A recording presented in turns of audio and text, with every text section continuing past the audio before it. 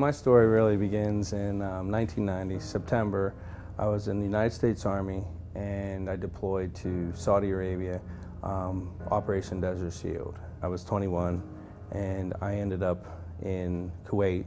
I ended up in 2 combat situations and I came home a year after my deployment started, and I didn't know what to do with myself. So I had all these visions of war, this big conflict within myself that, I just did all these crazy acts that went against my God. I met a good friend, his name was alcohol, and I tried to work with that for a while, and it took the memories away and it made him stay away. After a while, alcohol wasn't good enough, so drugs came into play, and I used more and more and more and more. I heard, at that time, I didn't know, but today I believe it was the word or the voice of God.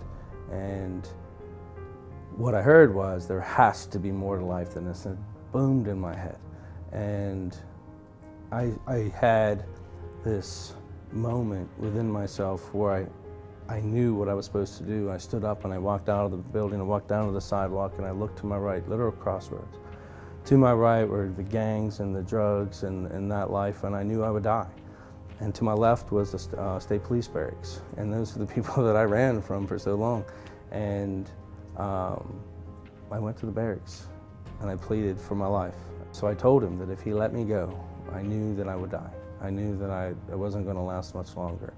And so he brought me to the city mission here in Washington, and my life really began at that point. I learned that it was okay what I had done, and I learned that God was forgiving me long before I even did anything, and that was that moment where I began to forgive myself. And I was willing to move forward with him and try my very best to follow his word. And if I could do that, then I was going to be fine, and everything was going to work itself out. And I've been a counselor for 21 years, and here I am back at the city mission working with veterans. I get to watch men start off with nothing and become something. They come to find peace in God and in Jesus themselves. And that's just amazing to me that I'm a part of that, that I get to lead in some way, and they find their own path, and then I don't have to lead them anymore. Now I'm walk beside them.